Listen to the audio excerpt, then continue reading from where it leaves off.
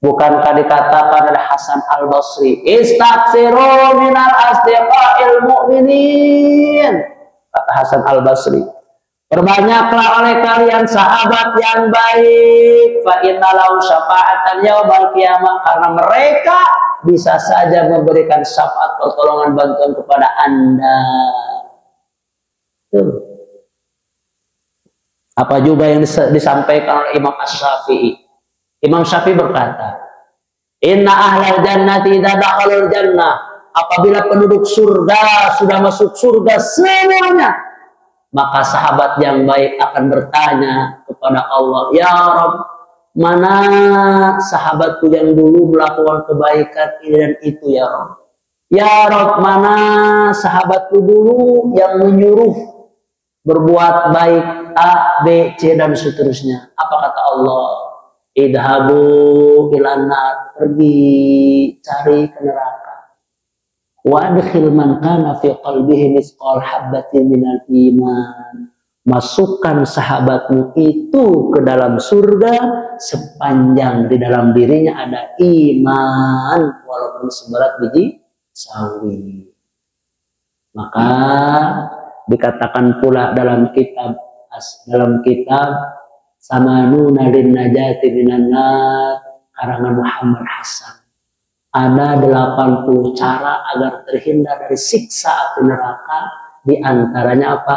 Musahabatus sholihin, bergaul dengan orang-orang yang soleh.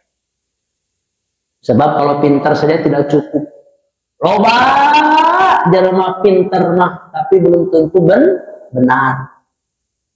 Profesor, doktor, insinyur, wak-wek-wok, coba buru-buru jabatan, tapi belum tentu benar.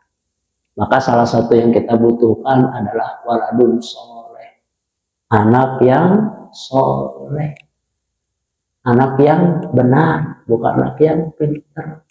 Apalagi kalau pintar, kalau terlalu pintar tidak soleh, habis tuh apa duit timah di makanan 271 triliun bangkrut tuh, ya kan? Dikatakan hadis Rasul itu, apa yang kita butuhkan dalam barzah adalah doa anak yang soleh. Politikus soleh, mantap. Pedagang soleh, mantap. Buruh soleh, mantap. Budayawan soleh, mantap. Apa di dalam syair? Dalam hadis Rasul itu suka kita dengar kalau sebelum adzan, tilu sahur hadis Rasul candakeun ka alam kubur, hiji sedekah jariyah sarta ikhlas karena Allah, dua ilmu nu manfaat serta di alam manfaat, tilu putra anu soleh ngadoakeun ibu Rama. Ketika kita meninggal dunia, apa yang kita butuhkan Pak Bu? Doa. Doa. Bapak-bapak meninggal dunia padahal punya sawah 1 hektar 2 hektar. Apakah kuburannya seluas itu? Tidak. Tetap aja 2 meter. Apakah sawah yang 2 hektar itu dimasukkan ke dalam kuburan? Tidak. Ketika bapak meninggal dunia punya sawah hektaran, buat siapa warisan itu? Hektaran buat siapa? Ahli waris. Siapa ahli warisnya Pak Bu? Istri dan anak-anak. Kalau ada orang tua ke atasnya dapat juga. Jadi kalau istri masa idahnya ditinggal oleh suami berapa lama? 4 bulan 10 hari. Istri talak mati, maka dia harus menunggu masa idahnya berapa? 4 bulan 10 hari. Beres teh 4 bulan 10 hari, kawin deui. Yang saya tasawa, yang salah ke anu perek teh, ari pek teh kawin deui na jeung babaturan jeung tukang maculna rugi punya harta benda tidak jadi amal. Apalagi sekarang di masjid ini lagi apa pembangunan perluasan itu ada kain perluasannya, perluasan dan seterusnya. Mudah-mudahan lancar amin ya robbal. Ayo semangat. Istri punya emas runcung banyak, gengge, gelang, anting, ongkorong, kalung. Meninggal dunia di bawah mual eta emas. Buat siapa eta emas? Ahli waris. Ahli waris siapa? Suami atau anak. Ada suami dipakai lagi nikah lagi, arpek nikah teman segrup sakit hati. Boga harta tapi tidak jadi amal soleh. Apalagi harta ditanya dua. La tazulu qadama 'abdin hatta yus'ala an arba'. Dalam riwayat yang lain hatta yus'ala an khamsin. Tidak akan bergeser kedua kaki anak Adam pada hari kiamat nanti kecuali ditanya dulu di antaranya tentang harta. Min aina iktasaba wa fima anfaqa. Dari mana kau dapatkan, kemana kau belanjakan. Rugi punya harta tapi tidak jadi amal soleh. Insya Allah kita termasuk orang-orang yang bisa memaksimalkan apa yang Allah titipkan kepada kita. Amin ya robbal alamin. Next. Jadi orang yang melakukan dosa besar dia tidak disebut apa? Kafir. Berdasarkan salah satu dalilnya apa? Surat Al-Hujurat ayat 9. Wa in ta'ifatani minal mu'minina qatatalu, apabila dua golongan mukmin bertengkar berperang fa aslihu, maka damaikan. Orang-orang mukmin berperang itu dosa, maka dia tetap disebut mukmin, tidak disebut kafir sepanjang syahadatnya sama asyhadu alla ilaha illallah wa asyhadu anna muhammadar rasul, kiblatnya sama, innamal mu'minuna ikhwah, kita ini bersaudara. Beda boleh marah jangan. Apa? Beda boleh marah jangan. Makanya kata Yusuf Al-Qaradawi di dalam kitab Hadiyul Islam mengatakan bahwa semakin mengakar keimanan seseorang maka semakin bagus apanya? Persaudaraannya. Baik persaudaraan sesama umat Islam, al-ukhuwah islamiyah, maupun persaudaraan sesama anak bangsa, al-ukhuwah wataniyah, ataupun persaudaraan sesama anak cucu Adam, al-ukhuwah al-insaniyah. Kata Yusuf Qaradawi apa? Di dalam kitab Hadiyul Islam, semakin mengakar keimanan seseorang, maka semakin kuat persaudaraannya. Halo Raya ya. Next 6.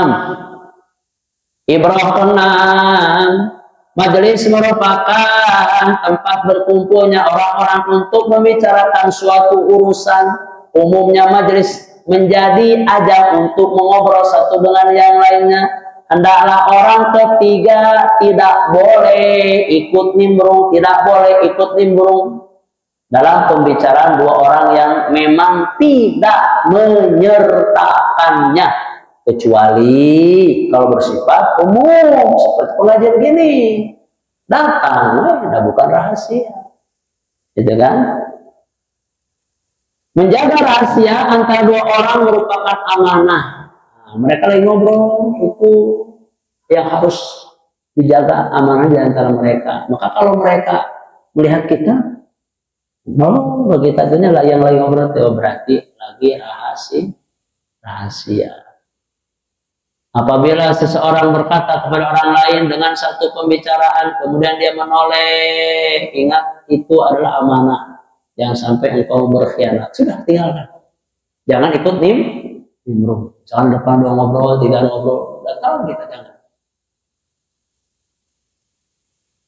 7. Perbanyak doa agar aib diri kita itu dijaga, ditutupi sama Allah. Setiap kita itu punya aib, punya kekurangan pasti. Andaikan aib kekurangan kita diebrehkan, dibuka sama Allah kepada istri, kepada anak, kepada masyarakat, maka saya yakinnya susah datang ke sini. Malu, maka jaga aib kita melalui doa kita. Di antaranya dalam hadis riwayat Ibnu Majah. Allahumma astur aurati, Allahumma astur aurati, ya Allah, tutupilah aib-aibku. Sebab kalau dibuka mah malu aib dulu 5 tahun kemarin, 10 tahun kemarin. Maka perbanyak apa? Doa. Allahumma astur aurati wa amin rawati, ya Allah, berilah ketenangan hatiku, ya Allah. Loba duit hati tertenang Pak, jadi penyakit. Tidak sedikit Pak, orang sakit itu gara-gara mikirin orang lain. Sakit itu gara-gara mikirin siapa? Orang lain. Apa yang disebut dengan penyakit SMS. Susah melihat orang senang, senang melihat orang susah. Itu yang disebut dengan penyakit ain mata jahat. Apa kata Rasul? Rasul bersabda dalam hadis Bukhari, aksaru may yamutu min ummati ba'da qada'illahi wa qadarihi bil ain.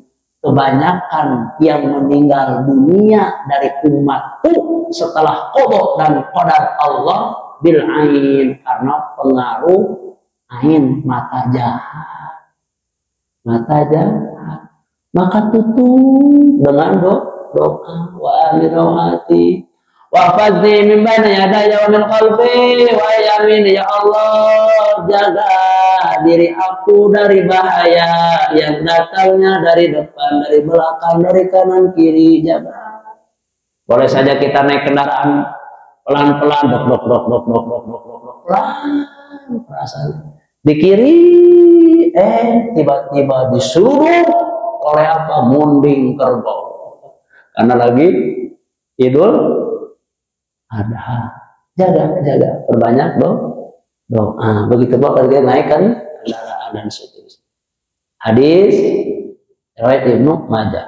Wa a'udzubika an ubtala min tahti, ya Allah, jaga diri aku dari bahaya yang datangnya tidak disangka-sangka, yang bersumber dari bawahku. 8. Siapa orang-orang yang suka mengintip-ngintip, mencuri, dengar informasi dulu zaman Rasul, di antaranya Abu Jahal, Abu Sufyan, dan Al-Akhnas. Dia suka mengorek-ngorek ketika Rasul baca Quran di malam hari. Mereka Abu Jahal, Abu Sufyan, dan Al-Akhnas merupakan tokoh-tokoh Quraisy yang menyelinap ke rumah Rasulullah untuk mencuri dengar lantunan ayat suci Al-Quran. Kejadian tersebut berlangsung 3 malam berturut-turut secara rahasia. Walaupun beberapa saat menjelang subuh mereka pulang pada waktu bersama. Di mana kamu? Hari mana? Di mana? Pas saya itu gara-gara apa? Pasang rok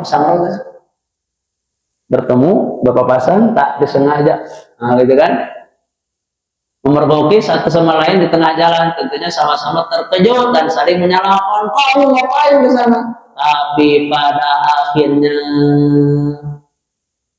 2 orang, Abu Sufyan dan Al-Akhnas, masuk Islam, tetapi Abu Jahal tetap dalam keadaan kafir. Dan pada kafir. Itu contoh orang-orang yang suka dan mencuri dengar. Niatnya mereka mau untuk tidak baik, tapi niat tidak baik ketika Allah memberikan hidayah petunjuknya, ternyata Masya Allah masuklah Islam. 9. Sebagaimana diharamkan mencuri dengan pembicaraan dua orang atau lebih yang sedang berbisik-bisik, tentu lebih diharamkan lagi untuk mengintip melalui celah pintu atau lubang dinding. Ruksak bilik bahlamanya zaman baheula beretok 20-30 tahun yang lalu bilik tetangga teh ruksak diintip aya gitu ya. Moal ayeuna mah geus ragung. Contoh nih di dalam hadis riwayat Muslim, anna rajulan ita'a fi hujrin fi babi Rasulillah sallallahu alaihi wasallam mitran yahukku fi bihi ra'sahu falamma rahul Rasul. Dulu ada seseorang yang ngintip kamar Rasulullah melalui celah pintu, ngintip melalui celah pintu. Rasul ketika itu sedang nyisir pakai sisir terbuat dari besi, midron. Falamma ra'ahu Rasul, ketika Rasul memperhatikan, apa kata Rasul? Lau a'lamu annaka tantaziru la tala'tu bihi fi 'aini. Andaikan aku tahu ada yang ngintip, aku colok matanya. Dicolok, ditusuk, ditoyos matanya. Apakah boleh? Boleh, nggak apa-apa. Tusuk saja. Langsung saja hadisnya. Langsung saja ke nomor 10 ya. Jika penghuni rumah berbuat sesuatu kepada pengintip atau penguping sehingga mengenai telinganya, kena matanya, kena anggota tubuhnya, maka tidak ada ganti rugi. Besti, tidak ada ganti rugi. Ada yang nongol, intip, dicolok, cus, nggak ada ganti rugi. Nggak ada ganti rugi, tidak berdosa. Hadis riwayat Bukhari Muslim, anna imran itala alaika bighairi idnin, apabila ada seseorang yang mengintip ngintip panganten anyar. Misalkan mulai nuduh, misalkan tanpa seizinmu, kemudian engkau melemparinya dengan kerikil, makanya kena telinganya dan seterusnya hingga buta, maka kamu tetap tidak berdosa. Apa? Maka na'alika min junah. Begitu pula dikuatkan di dalam hadis riwayat Ahmad, fala fidyata lahu, tidak ada kewajiban membayar ganti rugi. Wala kisoso, tidak ada kisos, hukuman setimpal.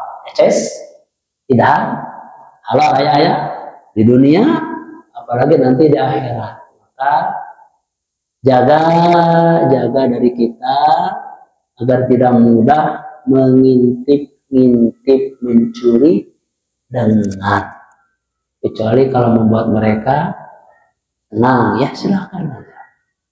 Baiklah, sudah jam 7 kurang sajam, kita tutup dengan kifaratul majlis. Subhanakallahumma bihamdika asyhadu an la ilaha illa anta astaghfiruka wa atubu ilaik. Terima kasih atas kebersamaannya. Mohon maaf kesalahan, kekurangan, kekhilafan. Jazakumullahu khairan katsiran. Wallahu a'lam bis-shawab. Wassalamualaikum warahmatullahi wabarakatuh.